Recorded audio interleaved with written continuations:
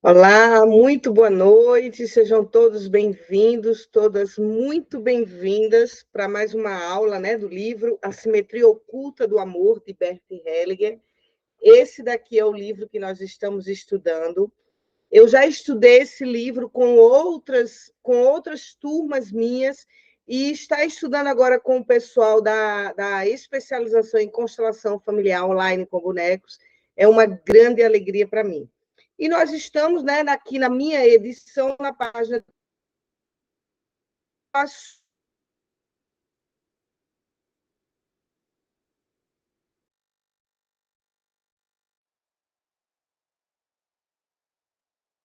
Nós já falamos, né, em outras aulas, e você que vai me escutar depois aqui no YouTube, você pode olhar aí que nós já falamos dos diversos padrões de relacionamentos que vai estruturar as relações, né? Falamos dos padrões de abstinência, prestimosidade, troca total, e agora Bert Hellinger, através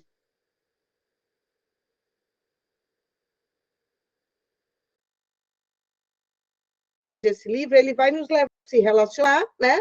Mas que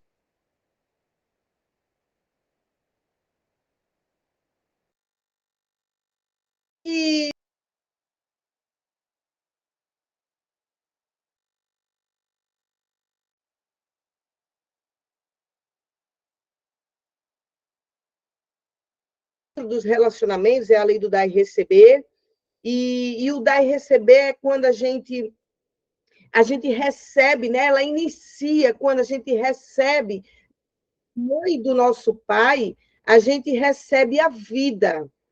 E ao receber a vida, a gente vai ter uma necessidade também de honrar essa vida que a gente recebeu. E aí, muitas vezes, a gente vai dizer assim, né? Nossa Senhora, como é que eu vou agradecer? A vida é tão grande, né? Tão grande, como é que eu vou agradecer a vida aos nossos pais? Então, Bert Hellinger, ele viu que a vida, ao a gente receber, os nossos pais se tornam o portal da nossa vida. Então, é a maior lei, uma das maiores leis que tem, porque quando eu recebo a vida dos meus pais, né, só através desses pais que eu pude chegar aqui na Terra, isso significa que é o maior presente que você pode ter ganhado, a maior oportunidade de ter ganho é a vida. Então, a nossa alma vai ter uma necessidade automaticamente de agradecer essa vida. E daí, se os pais estivessem, né, se estivessem sustentando suas próprias vidas com o que ela é, de amor, de dor, aí os filhos olhariam para esses pais e diriam assim: bom, papai, então agora eu vou para a vida ser feliz. Esse seria o caminho mais fluido para que os filhos pudessem ir para a vida e ser felizes, ter sucesso, felicidade. Mas como a maioria, né, e na maioria dos casos, os filhos olham para esses pais e vê problemas, vê questões a ser resolvidas, aí os filhos automaticamente lembram do que, isso muito inconsciente, lembram do que recebeu do pai e da mãe. E diz assim, não, então eu faço por você, eu resolvo por você. É mais ou menos, gente, quando a mãe da gente vai para o supermercado e chega em casa com aquelas sacolas, qual é a tendência dos filhos, né? Correr lá no portão e pegar as sacolas e levar para a mãe. Então, é mais ou menos isso. Na hora que a gente recebe a vida, a gente vai ter a necessidade de fazer algo pela nossa mãe, pelo nosso pai. Esse algo seria agradecer, dizer assim, então eu vou ser feliz em honra ao que vocês me trouxeram aqui. Mas aí ocorre isso. E daí, nessa página aqui, na página 34, né, que o tema é o equilíbrio entre o dar e receber, quando a reciprocidade é impossível. Então, tem horas que é quase impossível você dizer algo, agradecer. Em que momento, né, Bert vai dizer que aqui a reciprocidade é impossível? Eu vou ler aqui para vocês verem. Em certos relacionamentos, a discrepância entre o doador e o recebedor é insuperável, entre pais e filhos ou entre professores e alunos, por exemplo. Então, Bert Helling diz exatamente isso. Na hora que um pai ou um filho tem ali, os pais deram a vida aos filhos, não tem como a gente fazer algo pelos nossos pais do mesmo tamanho que eles fizeram pela gente, né? Porque o meu pai e minha mãe me deram a vida, então eu não tenho como gerar a vida desses pais dentro de mim. Assim são os professores. Os professores, eles estudaram e têm uma larga de conhecimento. Na hora que eles passam o conhecimento para os alunos, não tem como os alunos devolver na mesma altura de conhecimento. Então, nesse momento que a discrepância é muito grande entre o dar e receber, o que é que Bert Helling nos sugere? Né? Ele diz aqui, é claro que os pais recebem algo dos filhos, os professores recebem algo dos alunos. Isso, no entanto, apenas reduz a discrepância sem anulá-las. Em todas as situações nas quais o equilíbrio não pode ser alcançado pelo doador recíproca, sem equilíbrio, junto com o contentamento, deve ser buscado por outro meio. Os pais já foram filhos e os professores já foram alunos. Eles encontram o equilíbrio entre dar e receber quando passam a próxima o que ganharam da anterior. Então, o que é que isso significa, gente? Para a gente poder equilibrar, para a gente afrouxar, afogar um pouco a pressão que é ter recebido algo tão grandioso dos nossos pais ou dos nossos professores, o que é que a gente tem que fazer? A gente tem que passar adiante. E é esse passar adiante que Bert Helling fala, né? Porque na hora que eu recebo da minha vida, eu recebo a minha vida do meu pai e da minha mãe, que eu vou passar adiante, aí afrouxa dentro de mim. Os vínculos vão se equilibrar, a ordem do dar e receber vai se equilibrar. Por quê? Porque se algo é tão grande que eu recebi, que é a própria vida, e eu passo essa vida adiante, então dentro de mim vai haver uma pressão menor. Então, o ideal dentro desses casos, sendo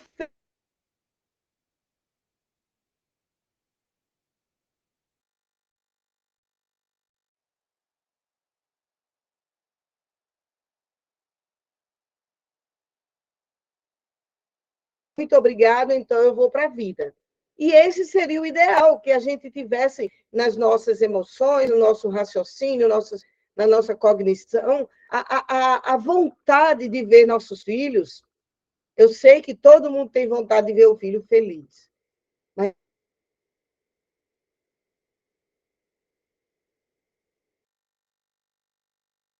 a vontade, uma coragem. Por quê? Porque muitas vezes a dor da gente de não ter tido uma mãe presente ou um pai presente, a gente coloca essa expectativa no filho, para que ele assuma esse lugar vazio dentro de mim. E aí são esses nós, que eu chamo de elástico sistêmico, que vai dar um nó no nosso filho e vai dizer: você fica comigo.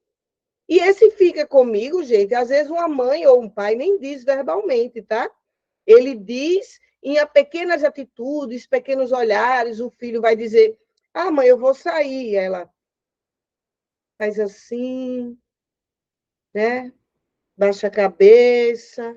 Então, pequenas atitudes vai fazer com que o filho entenda que a mãe tem uma necessidade, que ele fique perto dela, que ele fique.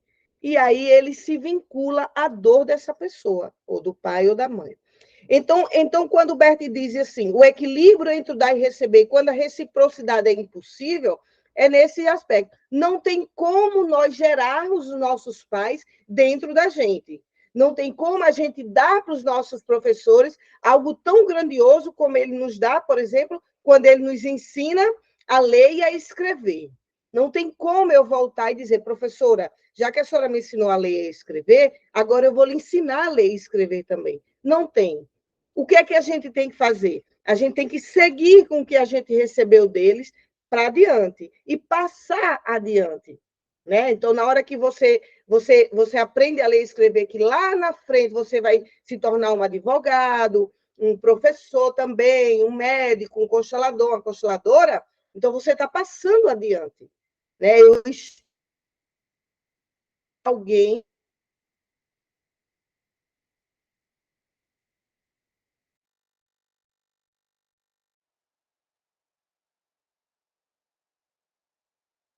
tem como a gente gerar a vida dos nossos pais dentro da gente. Eles nos tiveram, o caminho da gente é seguir. Mas, Eli, como é que eu vou seguir, Eli, se minha mãe vive só, vive triste, uma pessoa muito doente? De alguma forma, você tem que seguir.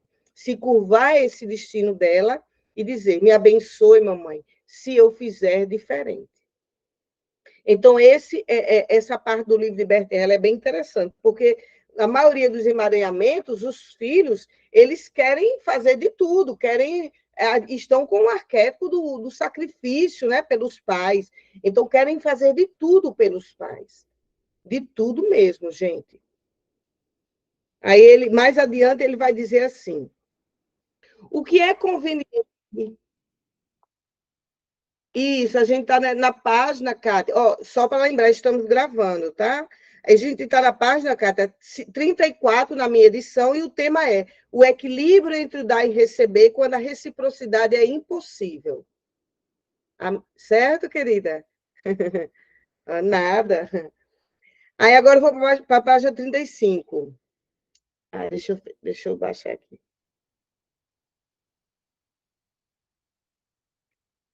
O que é conveniente entre pais e filhos, ou professores e alunos, pode também ser aplicado quando o equilíbrio entre o dar e receber não é atingido pela reciprocidade, pela retribuição ou troca total. Em todas essas situações, por exemplo, pessoas sem filhos conseguem nos livrar das obrigações, dando a outros o que recebemos. Quando o Bert fala isso, gente, ele está dizendo o seguinte: às vezes a gente a gente vem sem algum conhecimento para uma relação, certo?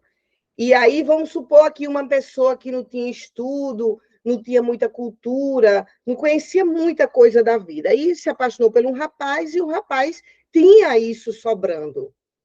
Cultura, conhecimento, dinheiro. E aí esse rapaz pagou faculdade, estudo para você, pagou faculdade, pagou muita coisa. Levou você para conhecer culturas, teatros, vinhos, deu conhecimento espiritual, conhecimento cultural a você, artístico, e você, de repente, caramba, ele fez muito por mim. A tendência que a gente tem, se essa relação no futuro ela ficar pesada demais, porque o outro que dá, ele vai cobrar de alguma forma. Então, se ficar pesada demais, para você dizer, olha, você me deu tanto e aqui eu vou te devolver no sacrifício, fazendo tudo pela sua vida, e isso não vai gerar vida entre vocês como casal. O que é que você tem que fazer? Tudo que você recebeu, você tem que seguir.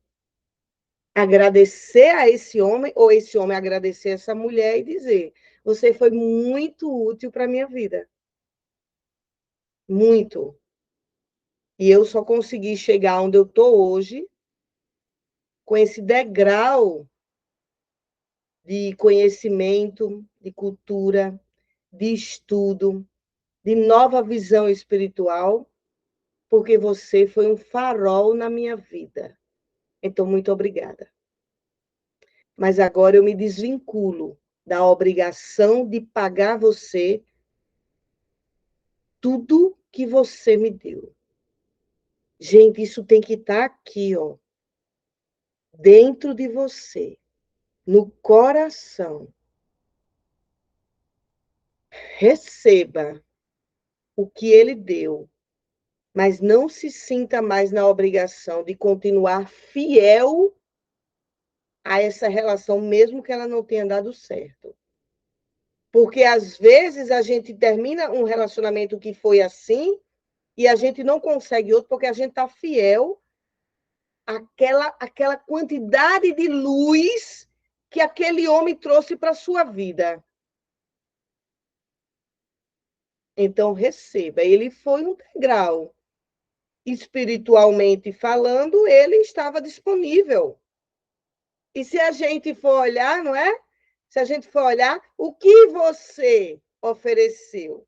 Uma pessoa que quer dar muito, significa que ela está vazia alguma coisa, ela tá querendo ser útil para ela encher ela alguma coisa. Então, de alguma forma, também houve uma troca. Entendeu? Só que quem recebe muito fica no peso, só na alma, imaginando que recebeu muito e não conseguiu dar nem o mínimo.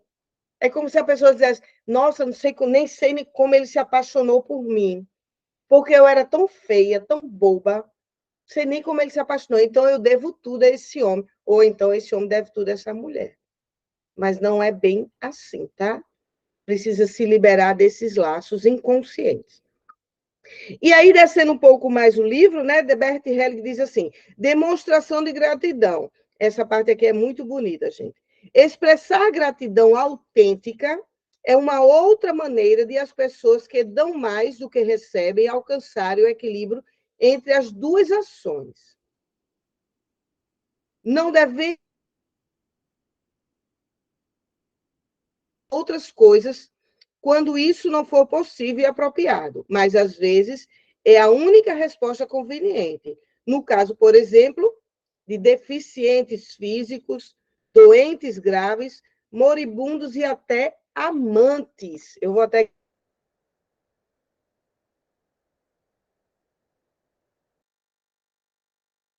Tem alguns casos que a pessoa que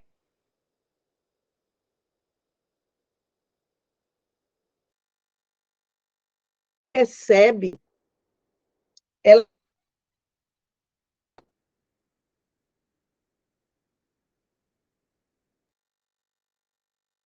então, recebe um tempo inteiro. Ela, mesmo que ele tenha uma certa autonomia, entre dentro do ônibus de cadeira de roda, desce, mas aí o cobrador, né? Acho que nem tem mais cobrador, o cobrador vai e ajeita lá para as portas abrirem, para ele poder descer, tem alguém lá embaixo que já vai ajudar. Então, ele sai abrindo um caminho, o deficiente físico, ou uma pessoa com doenças graves, ele sai abrindo um caminho para que as pessoas que nem são dentro do sistema que vá dando a ele, dando, vai atravessar a rua, uma idosa, por exemplo, aí alguém mais jovem para o carro para ela passar, né?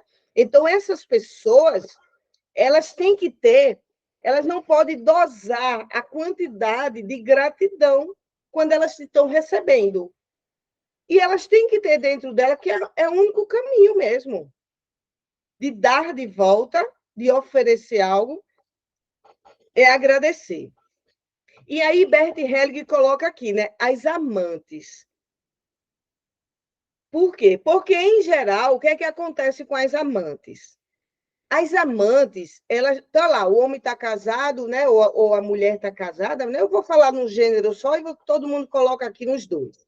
Então, a mulher, o homem está lá casado e a amante, ela quer algo dele. Ela não. As amantes, elas não querem apenas o amor. Elas querem algo a mais. Então, elas vão oferecer. Elas estão sempre disponíveis a oferecer, por exemplo, amor, sexo. Então, os homens que.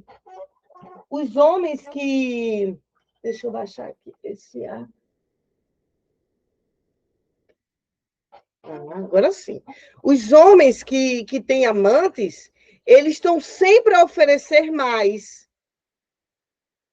para poder conquistar aquela pessoa, para poder fazer aquela pessoa ficar mesmo.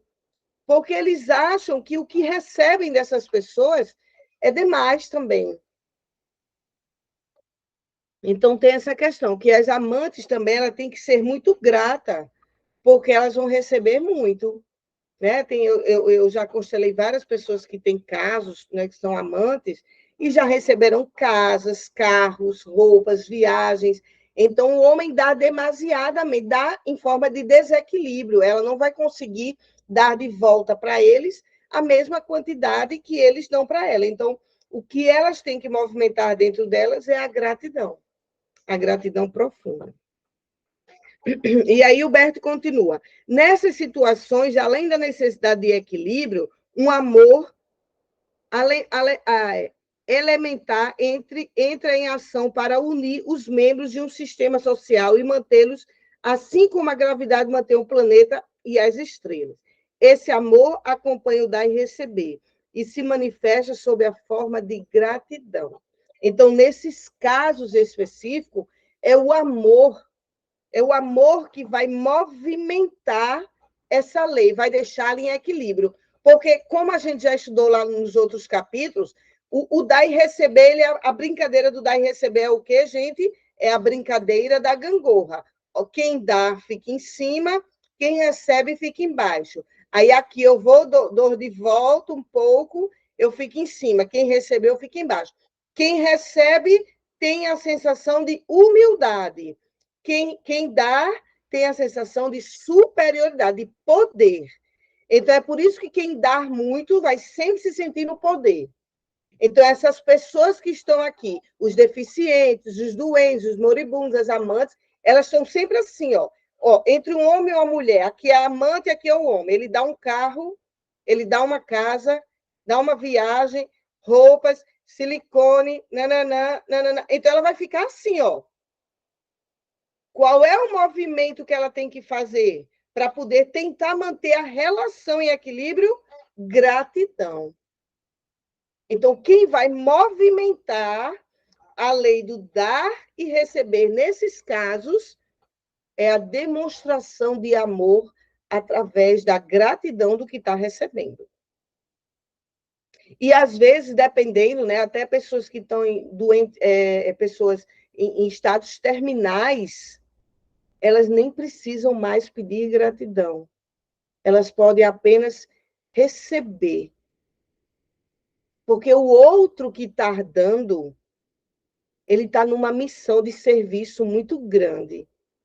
Então, o próprio movimento vai deixar em equilíbrio. Vocês já observaram, gente, que pessoas que cuidam de idosos, que cuidam de pessoas em hospitais, elas não têm uma energia de poder? Vocês já observaram isso?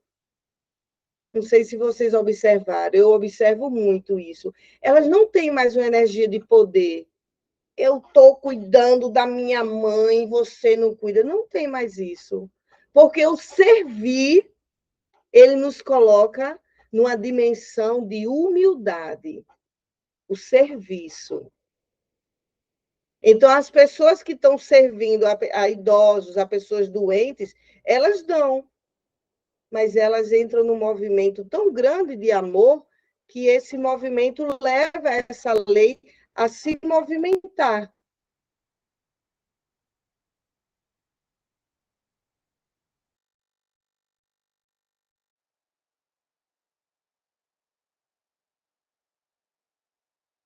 Que quando os meninos e as meninas chegam aos 18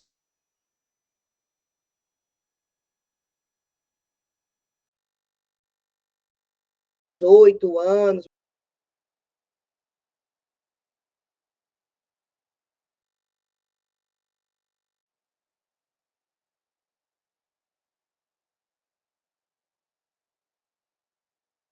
cortou, gente? Escutaram? Não, travou, cortou. Pronto, tá. Toda vez que travar, pode me pedir que eu repita. Então, as pessoas, né, os jovens dos países de primeiro mundo, quando chegam aos seus 18 anos, mais ou menos, eles são colocados a trabalhar em serviços básicos, de limpezas, de servir. Por quê? Porque lá eles vão aprender a humildade. Porque é através do serviço que a gente aprende a ser humilde. Se a gente apenas recebe servindo, a mãe serve a gente, o pai serve a gente, a avó, a secretária, e todo mundo vai servindo a gente vai ter uma certa arrogância. Oi, Cátia, lembra que está gravando, para você não falar algo tão pessoal, tá?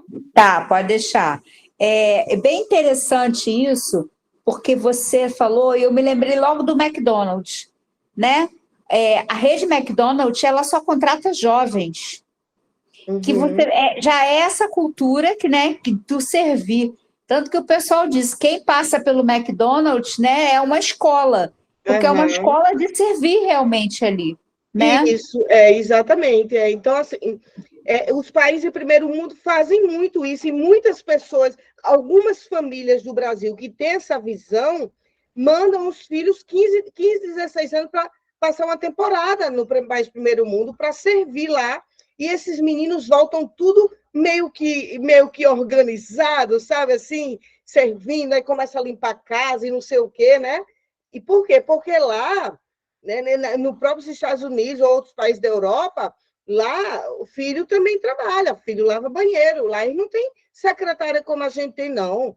Isso é a arrogância do brasileiro. O brasileiro quer estar sentado e sendo servido pela pessoa o tempo inteiro. Esses países lá fora, as pessoas trabalham, vão para suas cozinhas fazer seus almoços e lavar seus pratos, entenderam? Porque é no servir que a gente aprende a humildade. É servindo a vida que a gente aprende a humildade. A própria vida, gente, ela está 24 horas servindo a gente. Às vezes eu paro assim, né? Aqui na minha casa atrás tem uma reserva florestal, eu fico olhando assim, aquelas árvores todas dispostas a fazer evento, a mudar fruta, porque tem uns frutas aqui, um frutapão, tem cajá, tem não sei coco. Eu fico, meu Deus do céu, o tempo todo trabalhando a vida, a natureza, para a gente, né? E agora, a gente aqui conversando nessa aula, a vida está servindo a mim, a vocês, batendo no nosso coração, o sangue circulando. Às vezes uma pessoa está com a veia entupida no coração e a vida forçando ela a viver. Quer dizer assim, é uma teimosia da vida em querer a gente, né? A gente precisa abrir os olhos para aceitar essa vida que tanto quer a gente, né? Então é isso, né? Então, demonstrar gratidão é algo de suma importância. Aí ele desce um pouco mais, ele diz assim: gratidão digna de Deus. Certa vez, Bert Hellinger sempre conta histórias, tá, gente? Ele diz assim: certa vez um homem achou que tinha um grande débito para com Deus, pois fora salvo de um grave perigo. Perguntou a um amigo o que poderia fazer para expressar sua gratidão de um modo digno de Deus. O amigo contou a seguinte história: um rapaz amava uma moça de todo o coração e pediu-a em casamento. Ela recusou o pedido, alguns alegando outros planos. Um dia, quando ambos cruzaram a rua, a moça teria sido atropelada por um carro se o rapaz não a puxasse. Ela se virou então para ele e declarou: agora podemos nos casar. Como acha que o rapaz se sentiu? Perguntou o amigo. O homem fez uma careta e nada respondeu. Aí está, prosseguiu o amigo. Talvez Deus sinta o mesmo em relação a você. Então, assim, a gente não tem que amar uma pessoa porque nos salvou, não é? Então, Deus está fazendo pela gente. A vida, é o que eu falei agora, a vida está fazendo pela gente. É tão grande o que a vida faz, o que Deus faz pela gente, que a gente só tem que fazer uma coisa: demonstrar amor e gratidão. É o que a própria física quântica diz, né? Até tem várias terapias que diz a terapia da gratidão, se acordar, muito obrigado. Ah, eu tenho meio copo d'água. Nossa, obrigado por ter meio copo d'água, né? Então, esse sentimento de gratidão é algo que vai reverberar na própria certeza de que tem algo sendo gerado para manter a gente vivo. E assim também é com as pessoas deficientes. Tem algo ali gerado para manter aquela pessoa viva, né? As pessoas que vão passando pelo caminho dela, que ajuda aqui, se ela pedir, ela, muito obrigada, e aí segue sua vida, né? Então, é muito importante vocês hoje saírem daqui. Lógico que a gente vai continuar aqui no livro, mas com essa reflexão de que servir a vida sem cobrar nada nos faz nos tornar humildes. Humildes, né? Humildes, verdadeiramente humildes. Somos propostos a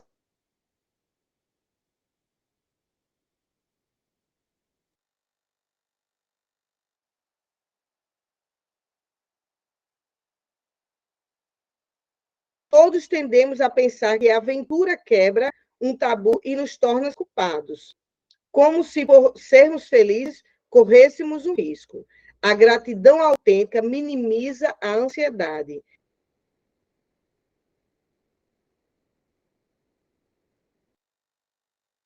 No entanto, então, aceitar, né, essa presença do que você recebe com gratidão é algo significativo. E aí, Bert vai um pouco mais. Ele traz história aqui, algumas histórias eu vou pular. O dar e receber governam e são governadas pelo amor. Então, antes de eu ler esse daqui, eu vou relembrar um pouco aqui. A lei, o movimento do amor dentro dos relacionamentos foi criado por Bert Hellinger. Então, Bert Hellinger viu que existe um amor que perpassa todos e qualquer relacionamento que a gente venha vivenciar. Eli, até os relacionamentos ruins, Eli, sim, até os relacionamentos ruins tem algum movimento do amor, não aquele amor que traz a luz, a consciência, aquele amor que traz vida, mas o amor cego e emaranhado.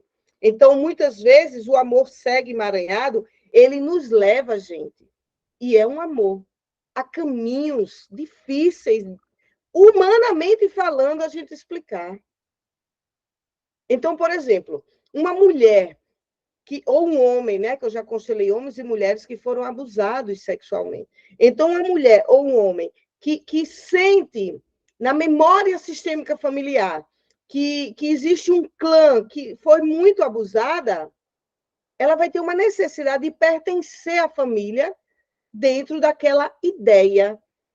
Porque se ela for uma mulher que não é abusada, ela vai se sentir fora do que o clã dela vivenciou.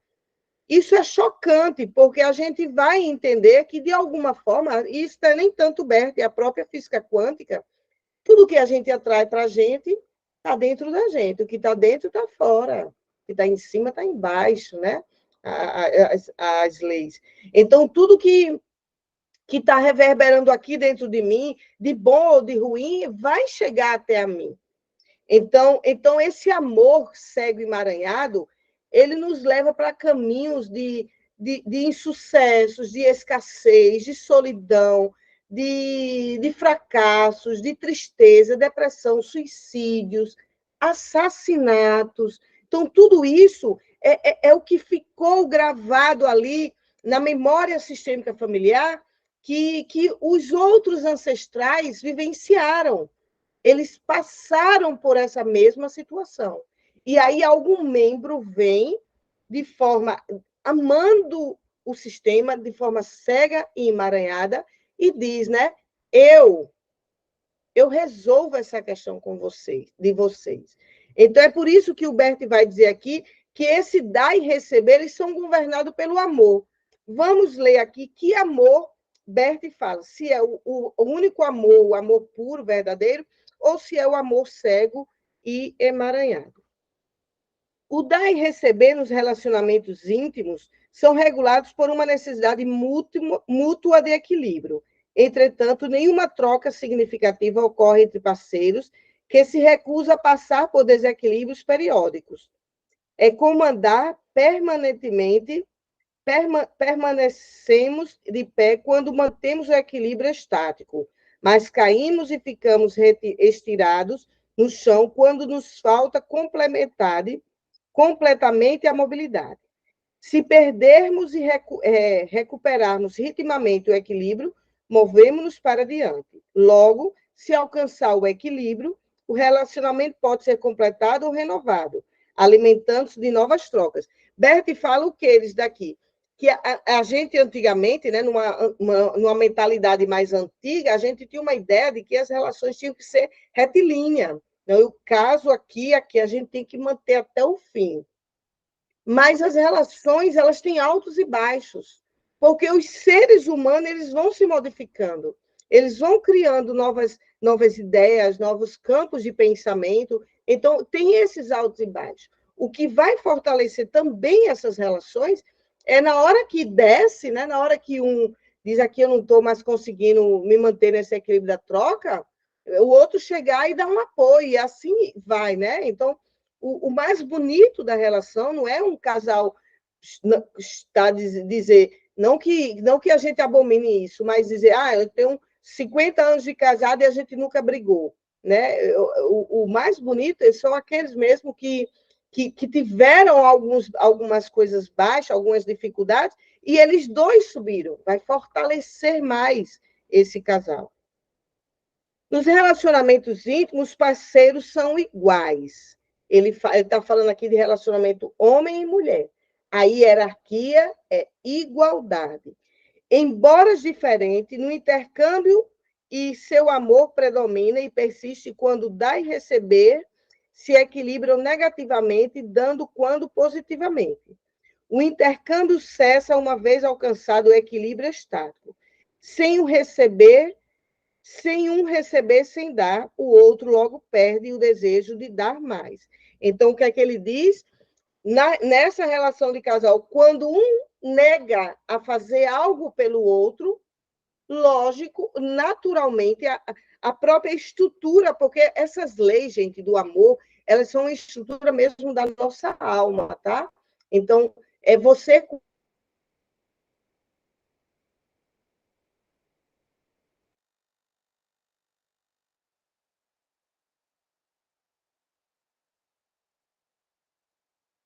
sabe que ela existe. Como é que a gente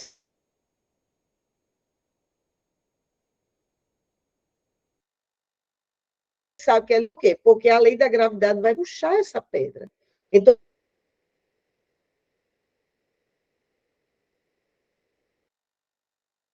mesmo eles vão brigar onde, né? Vão brigar quando a mulher diz assim, você não jogou lixo hoje à noite, você sabe que eu já faço o almoço, lavei os pratos, e você não joga o lixo. Então, essa simples prática cotidiana, né? Eu fiz o almoço e lavei os pratos, e você não jogou o lixo. Então, ela deu. Toda pessoa que dá e que quer uma troca na relação, ela vai querer que o outro faça alguma coisa. Então, por isso que ela exige, você não jogou o lixo. Mas se tem uma pessoa na relação que ela tem, por algum motivo, algum desejo de manipulação, de dominação, de controle, ela não vai ligar se ele não jogar o lixo. Ela vai lá, pega o lixo e joga. O marido deixou a toalha em cima da cama.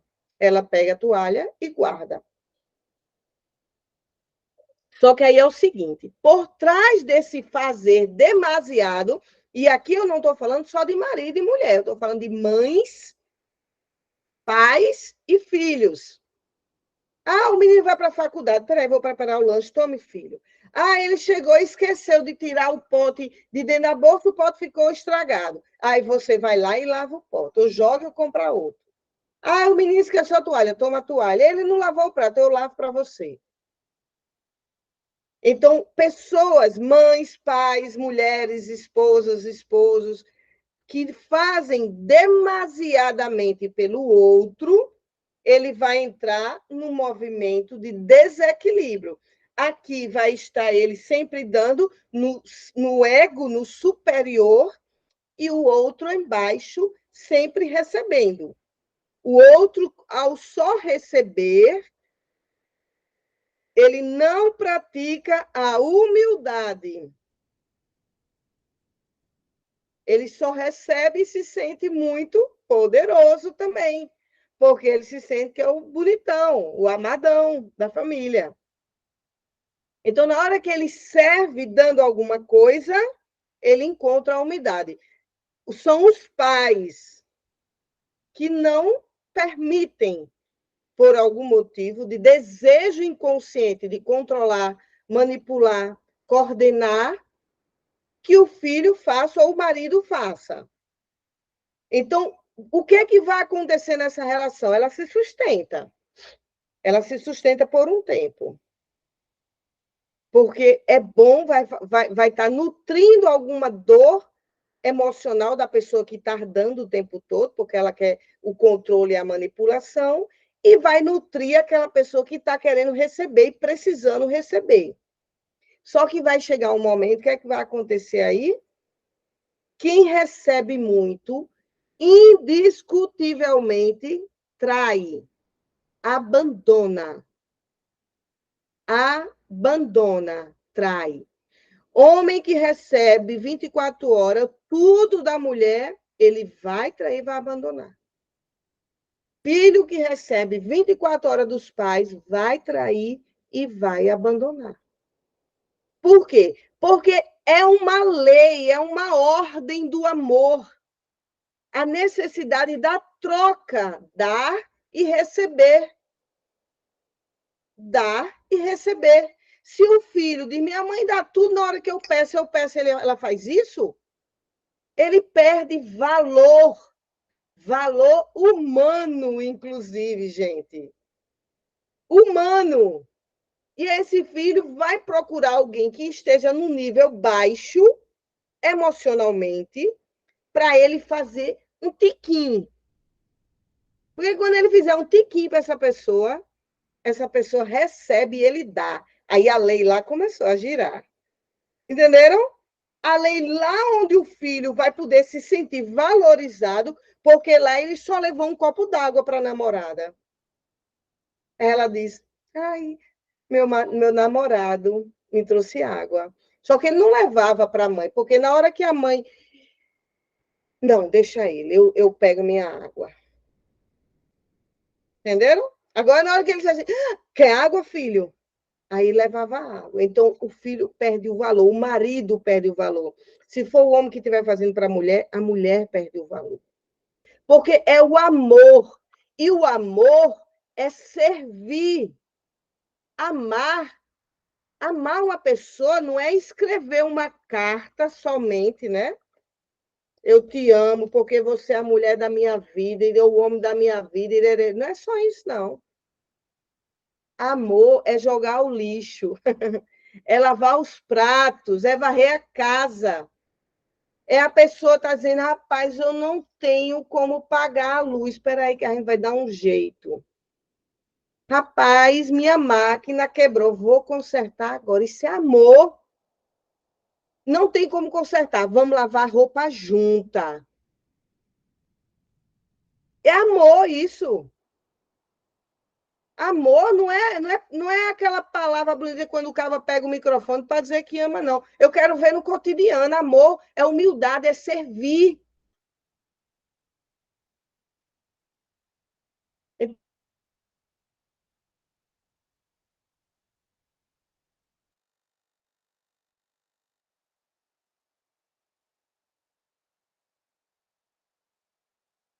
Eu quero também que aquela pessoa sirva a mim.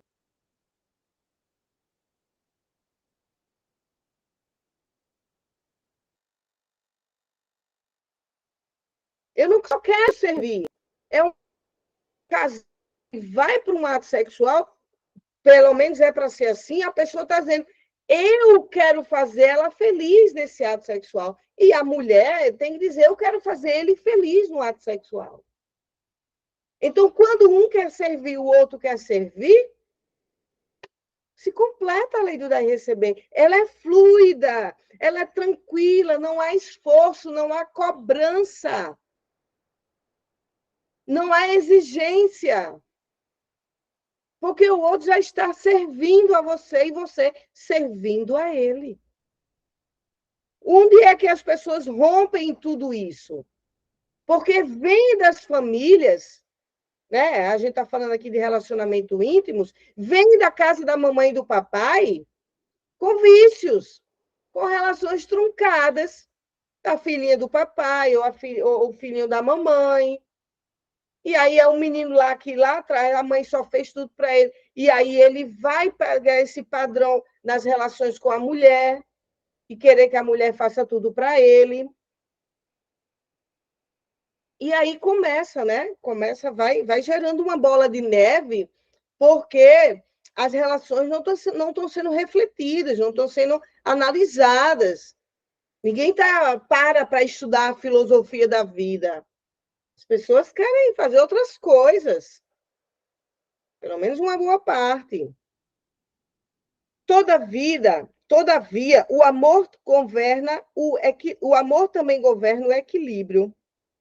Quando um parceiro faz algo que molesta o outro, a pessoa ferida deve replicar com uma ação que cause dor e dificuldades. Essa parte é muito interessante. Essa parte é a lei do dar e receber ruim. E aí, vamos lá, entender isso aqui. Eu sempre faço assim, eu dou uma lida pequena e aí eu explico, porque eu já li esse livro 3, 4 vezes, tá, gente? Então, às vezes, eu não corro a leitura toda, até para não ficar cansativo, ficar mais dinâmico aqui a leitura do livro. Então, essa parte aqui do livro é a lei do dar e receber ruim. Então, vamos lá entender isso. Toda vez que você receber algo ruim, você tem que fazer algo ruim. Só que, vamos entender, a lei do mundo é a lei do olho por olho, dente por dente. Aonde é que isso termina? Em guerra. Porque se ele matou uma pessoa da minha família, eu mato uma pessoa da família dele. Não era assim antigamente?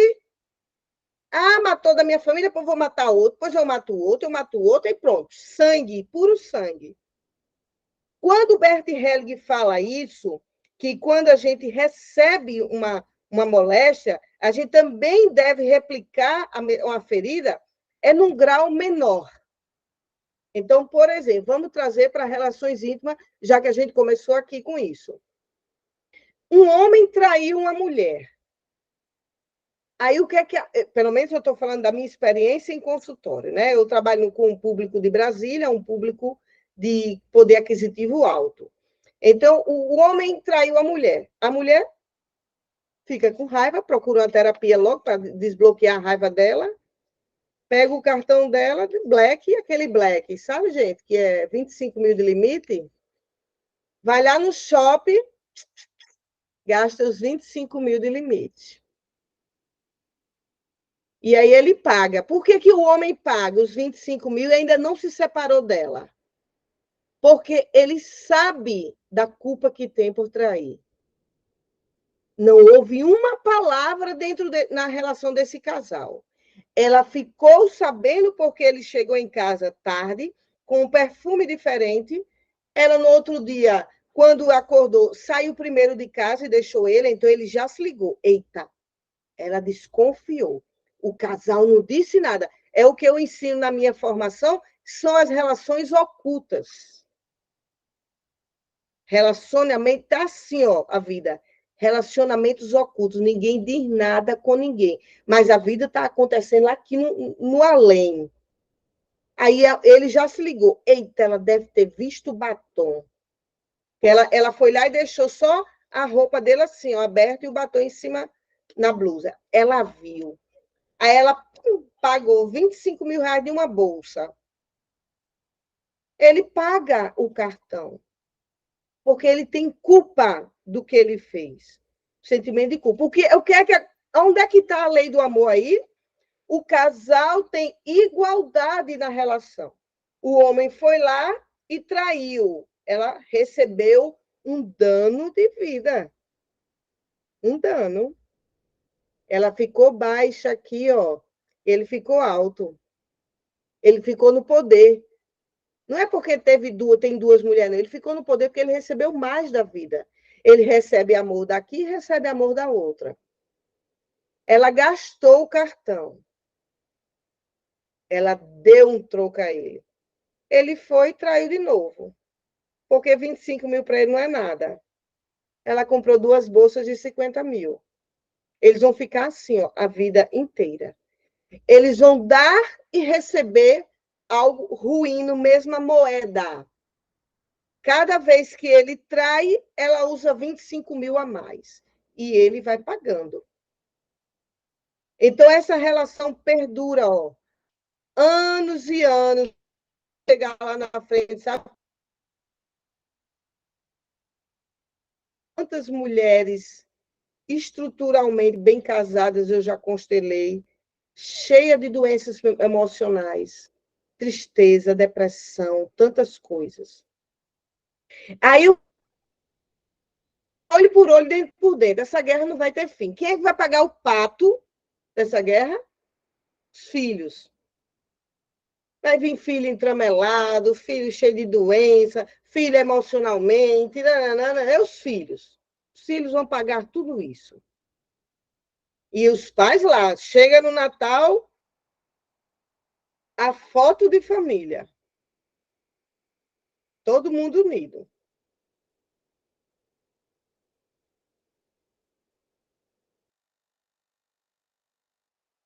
Certo?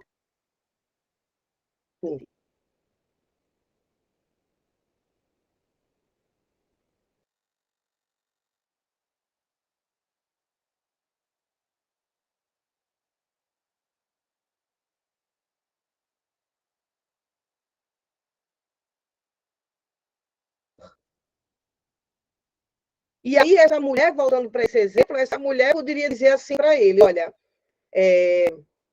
eu sei que teoria aqui é uma coisa, mas lá na prática as coisas são um pouquinho diferentes. Mas ela poderia chegar para ele e dizer, né? Olha, você vai ter um dano, eu vou dar um dano, né, nessa relação. A gente vai se separar. Daí você fica lá e eu sigo a minha vida. Mas ela vai compreender, ela deu um dano a ele, menor do que o dano que ele causou. Porque aí ela vai seguir a vida dela. Por que a maioria não fazem isso? Primeiro, porque podem gostar, amar. E às vezes não é nem o amar, é porque a estrutura financeira é tão grande que não vale a pena se separar. É preferível ficar naquela dimensão financeira e aguentando essas traições do que se separar. Então, também houve aí, gente, o que? Uma decisão. A pessoa que vai querer ficar gastando o cartão, ela tem que entender que ela também decidiu ficar assim. Então, o marido também vai receber esse dano. Eu decido ficar infeliz com você. Isso é uma decisão. Uma decisão profunda da alma do casal. A gente não se separa, a gente vai viver infelizes, ok? Ok. Só que não foi dito verbalmente, né? É igual com a amizade, né? E aí tem outros casos também, há casos mais graves. Por exemplo, um pai abusa uma filha, uma mãe abusa um filho. Qual é o movimento? O filho recebe a vida do pai e da mãe, e ao receber a vida, ele também recebeu o quê? Um dano de vida. Qual foi o dano de vida que ele recebeu? O abuso sexual. Então, como é que essa pessoa, dentro da alma dela, o amor vai se colocar? Ora, ela vai dizer, eu tenho que ser grata pela vida, e ora, ela odeia o pai ou a mãe porque abusou ela. Então, como é que essa pessoa tem que se colocar dentro da lei do dar e receber ruim? Dizer, papai ou mamãe, né? Vocês me deram a vida, eu sou muito grata. Mas o dano que você me causou, eu me afasto de você. Então, a pessoa que recebe um dano de vida, ela entra na energia do direito. Olha isso. Ela tem direito sobre a outra pessoa. É por isso que a mulher vai lá no shopping e gasta o cartão de 25, porque ela está na energia do direito. Só que dentro da energia do direito dela, ela usa também a lei do olho por olho, dente por dente. Então, usar a energia do direito, mas dizer, né? Eu causo a você um dano, do jeito que você me causou, mas um dano menor. Menor. Porque na hora que eu recuo em não dar um dano maior ou igual ao que ela me deu, eu cesso com a paz.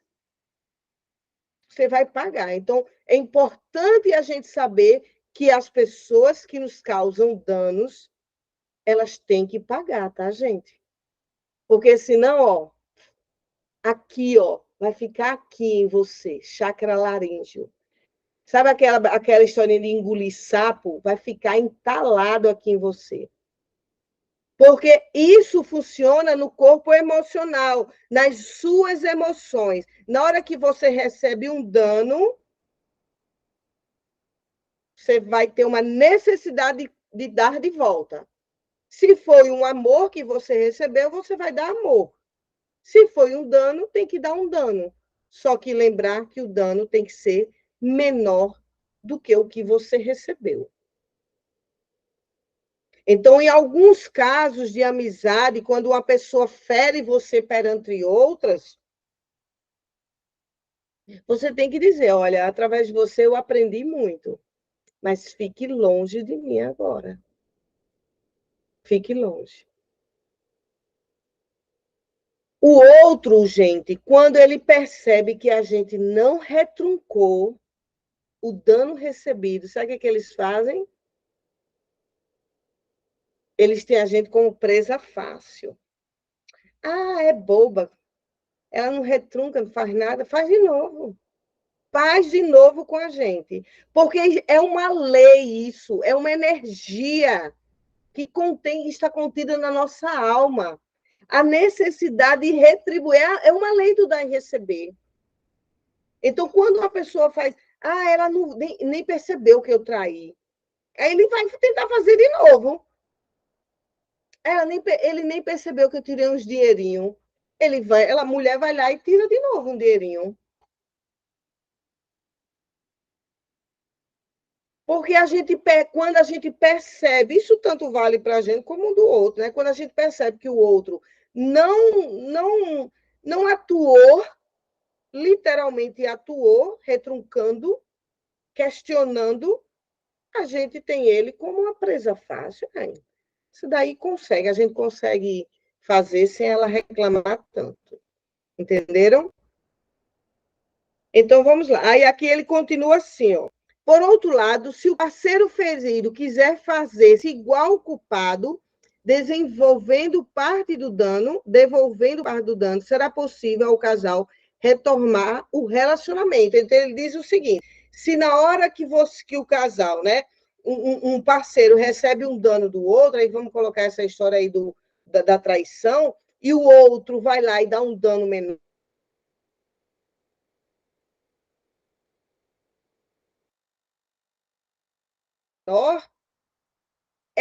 é possível, dentro da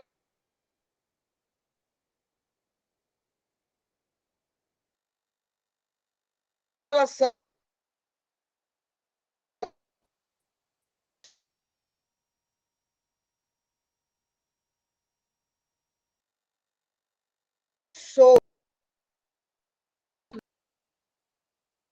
sim, tá bom, então vamos dar um exemplo, tudo bem, você traiu, eu também, eu estava olhando para outro canto, eu também não estava com a energia de sustentar casamento, tudo bem, mas eu quero fazer uma viagem. Aí esse homem é bom, aí ela vai passar um mês fora, ela deu um dano a ele. Qual foi o dano? Ficou longe dele por um tempo. Ela volta, essa relação tende a ser equilibrada, a certo novamente. Porque o outro precisa sentir que recebeu um dano. Se ele não sentir, ele faz da mesma forma um pouquinho mais para frente. Entenderam? Então vamos lá. Falso desamparo. Quando alguém é ofendido, sente-se desamparado. Quanto maior o desamparo da vítima, mais severamente julgado o ofensor. No entanto, é raro que um dos parceiros ofendidos permaneçam completamente indefesos, uma vez passado o choque. Muitas vezes ele tem diversas opções de ação para romper o relacionamento. Se as ofensas foram demasiado graves ou exigir reparação, e assim fazendo, calar a culpa e possibilitar um recomeço. Quando as vítimas se valem da possibilidade de agir, outros agem por elas, mas com uma diferença: o dano e a injustiça se acabam provocando, costumam ser piores do que as vítimas agissem por si mesmas. No sistema de relacionamento humano, os ressentimentos reprimidos demoram a vir à tona naqueles que se mostram menos capazes de defender-se. Então, isso daí eu vou até grifar, que essa parte é muito bonita. Isso foi o que eu falei agora, né? Aquelas pessoas, eu vou repetir, ó, nos sistemas de relacionamentos humanos, os ressentidos, reprimidos, demoram a vir à tona naqueles que se demonstram menos capazes de defender.